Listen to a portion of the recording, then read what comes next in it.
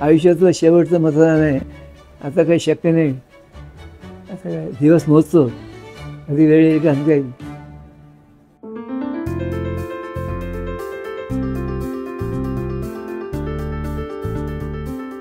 102 वर्ष वय असलेल्या रमेश पटवर्धन यांचं हे वक्तव्य.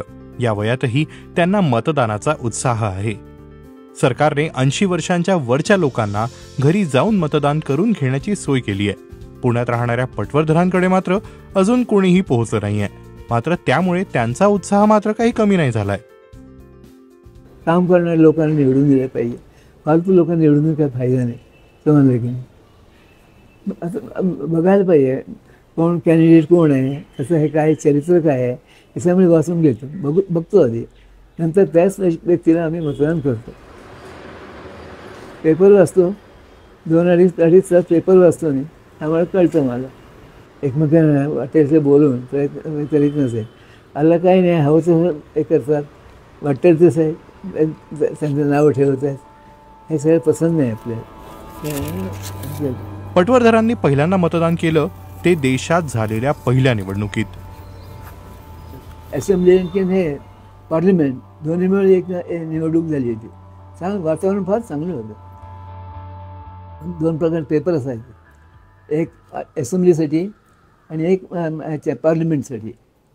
लोक आपल्या उत्सुकतेने जात होते मत द्यायला. मतदान द्यायला पाहिजे, मतदान द्यायला पाहिजे म्हणून सांगा. 1-2 मैल चालत जायचे लोक. त्यावेळी आम्ही कामदिवलीला राहत होतो.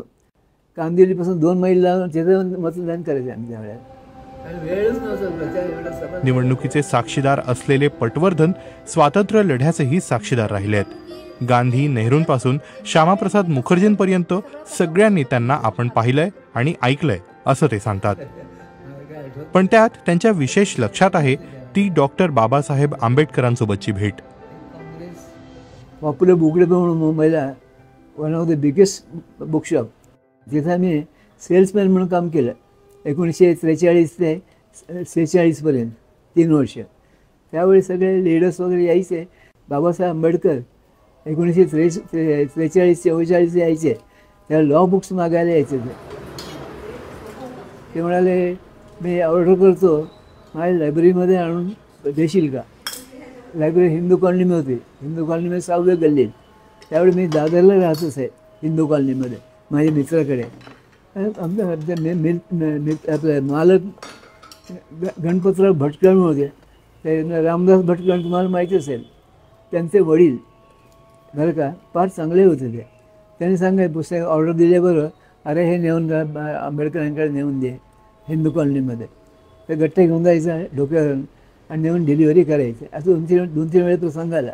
चांगले होते. लायब्ररी पाहण्यासारखं होतं. अतिशय सुंदर होतं. विद्वान मनुष्य होतं.